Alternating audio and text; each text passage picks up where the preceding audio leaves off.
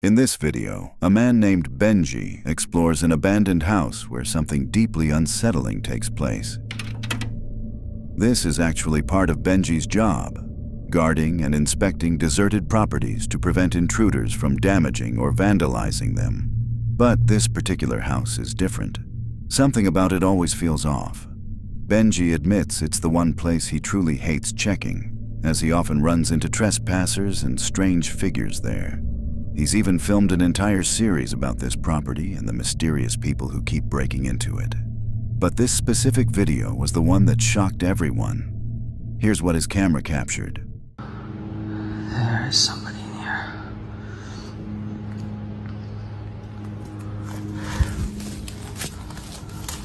I know you're in there, man. Hello?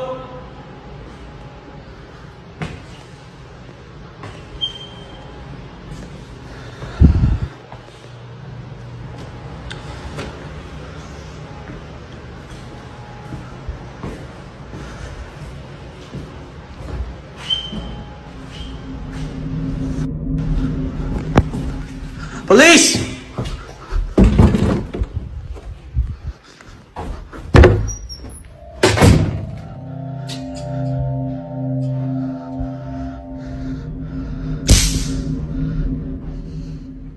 I know you're in there, man.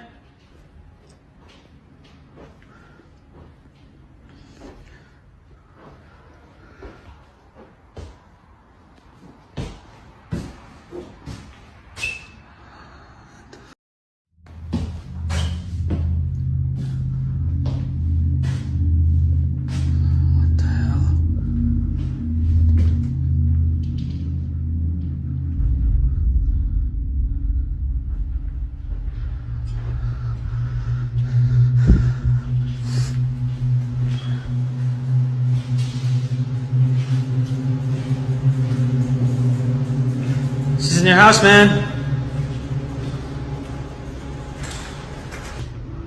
Oh, it smells like A door suddenly opens on its own, startling him. His first thought was that someone had broken in, but strangely, that wasn't the case this time. He convinced himself it must have been just a draft.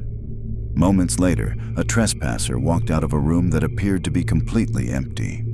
Later that night, Benji returned to the house to investigate again and recorded something even more disturbing.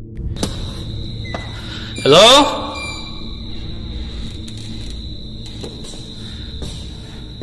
Hello?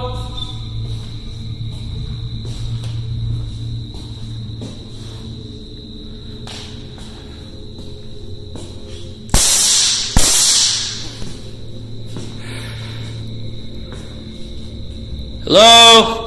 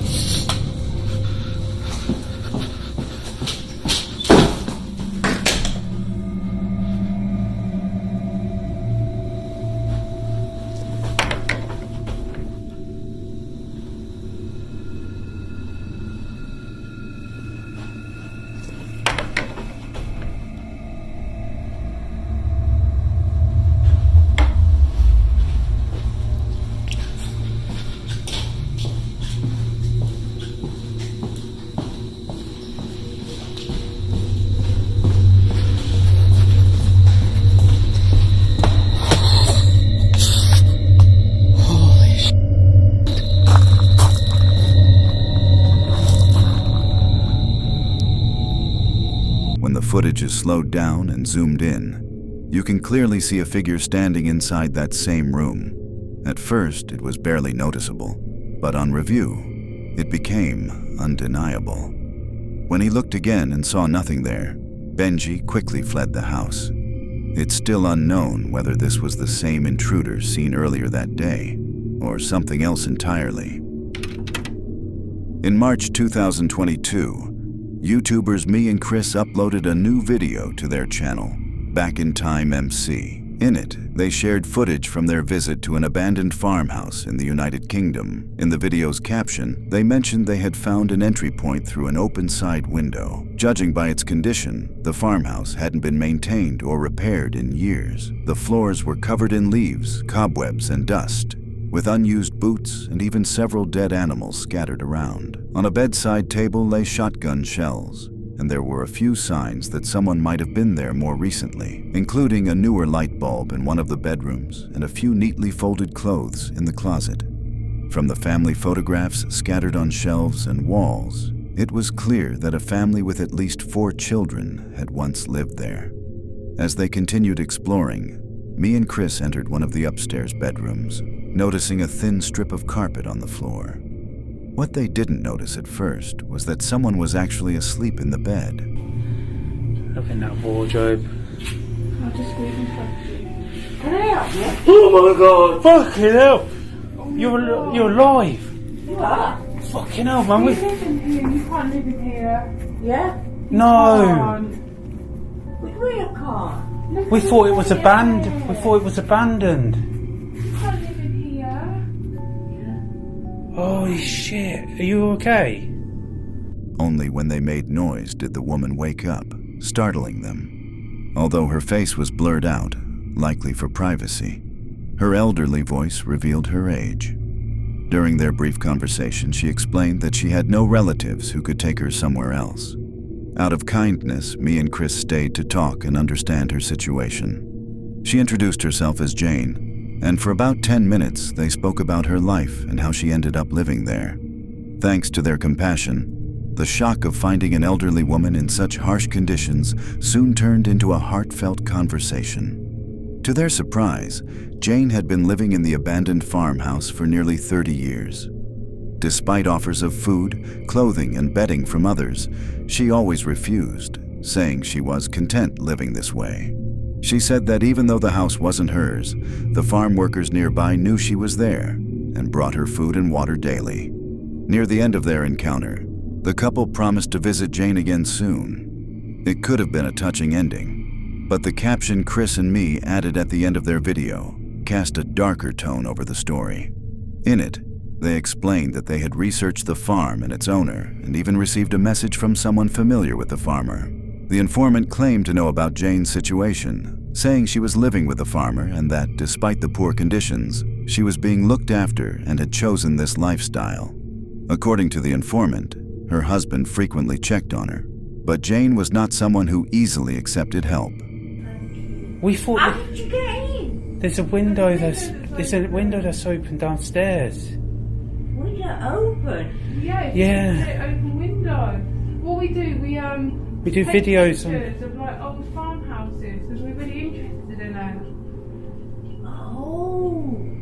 We thought it was abandoned because of this. You live in here. Oh no. You live in here. Is there no way you can go and look at it? Do you not think it's a bit? However, there were inconsistencies in Jane's story. While she claimed the farmer was her only source of support, the informant told Chris that Jane also had a brother who tried to help her. Curious, Chris continued his investigation and discovered that the farm didn't appear in any land registry records. Even more surprisingly, he found another property under Jane's name, which she had owned from 1986 to 2015. When Chris visited that property, he found it just as abandoned and decayed as the farmhouse. Having heard 2 completely different versions, one from Jane and one from the informant, Chris decided to contact Adult Social Services. In response, he received an email that read, "Good morning. Thank you for your email. I can confirm that Adult Social Services are aware of this lady. However, I cannot provide you with any further information. We appreciate your input and the details you have shared, and we thank you for reaching out with your concerns." Chris then asked the contact to pass a message to Jane, letting her know that he and me would gladly visit her again if she wanted. After that, no further updates ever surfaced about Jane. To this day, no one knows what became of her. The only thing that seems certain is that if anyone decides to explore that abandoned farmhouse again, they'll likely encounter the same mystery that me and Chris did. This is Christopher Brian Hill, a fearless YouTuber best known for his channel Urbex Hill, where he ventures into places most people would never dare to go. His mission, exploring abandoned buildings, often completely alone and usually in the dead of night. On this particular night, Christopher set his sights on Oten Junior High School in Cleveland, Ohio, a place that has been left to decay since 2001. But this isn't just any forgotten school. Nearly a year before his visit, a 16-year-old boy was shot and killed near its grounds, a tragedy that left behind an eerie, lingering darkness. So when Christopher steps inside, he isn't just walking through broken hallways. He's stepping into the heart of a haunting mystery. As he ventures deeper into the building, the signs of decay are everywhere. Shattered windows, crumbling walls, and warped floors that seem almost too unstable to stand on. His camera captures every moment, every unsettling sound. But then, just 5 minutes into his exploration, he notices something strange.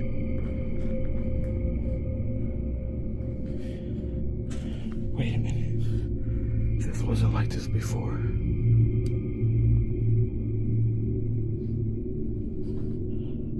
Oh crap.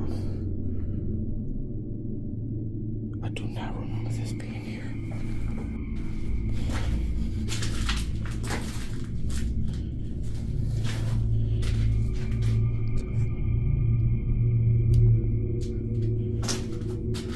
Hello?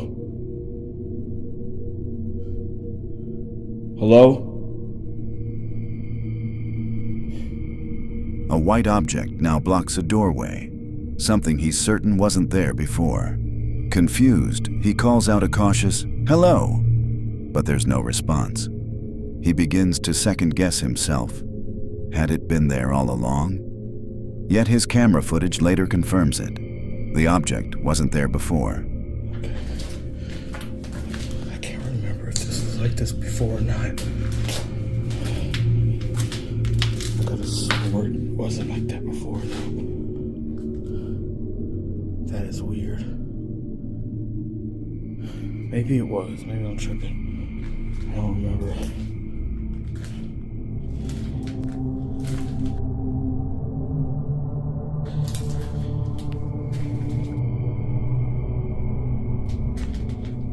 And just like that, the stage is set for one of the most chilling nights of his life. Christopher presses forward, his nerves steady, though his heart races, when he suddenly stumbles upon something deeply disturbing.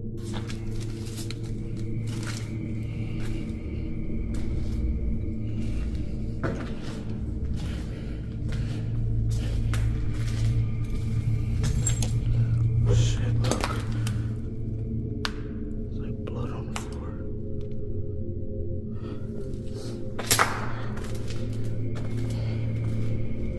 Oh shit, there's a bunch. Look at this. Oh, it's a trail of blood.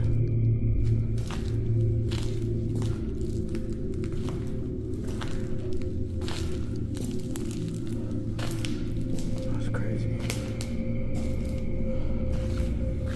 Goes to that door. What the hell?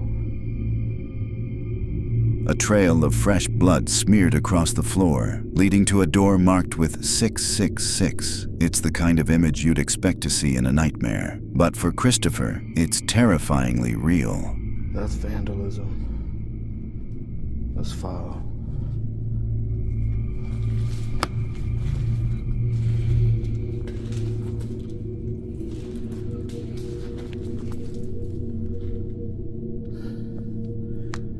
What the hell? Somebody was bleeding.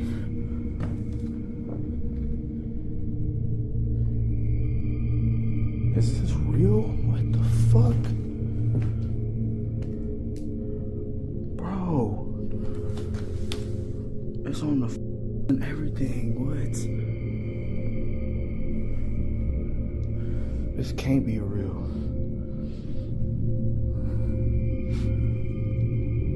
Stunned, he can hardly process what he's seeing before things take an even darker turn. That is they put 666 on the door.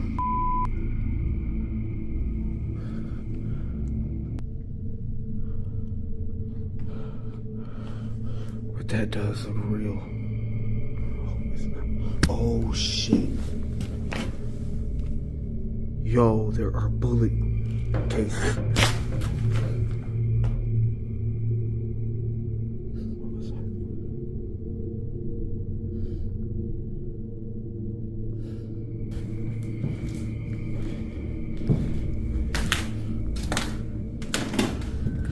A loud noise echoes from the next room. Something or someone is moving. In that instant, he knows he isn't alone. Fear grips him. His mind flashes back to the story of the boy who was murdered here.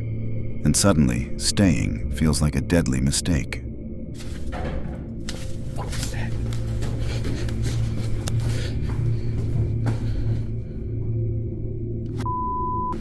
Somebody's in there.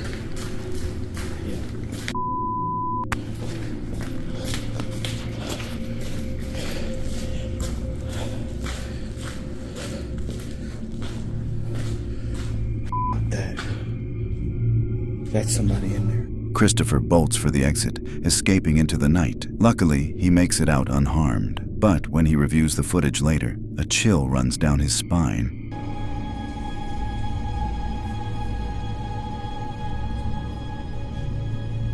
Because the camera captured something he hadn't noticed in the moment. Proof that he wasn't alone that night. Did this encounter leave you shocked?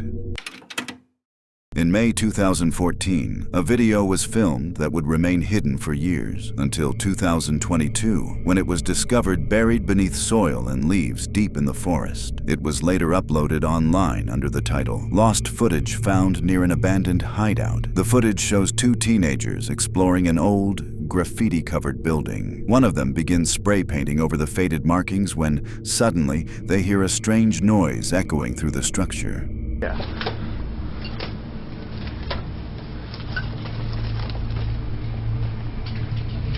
Wait, do you want to keep this or should I take it with me? Oh, let me keep it. At first, they assume it's just an animal, but when the sound comes again, louder and closer, unease begins to set in. They start taking turns holding the camera, cautiously investigating the source of the noise. The girl steps outside to check the perimeter, but sees no one. Moments later, however, a masked figure suddenly bursts through the doorway, rushing toward them and knocking the boy to the ground. The camera shakes violently before cutting off. It appears the boy loses consciousness. What? What the hell?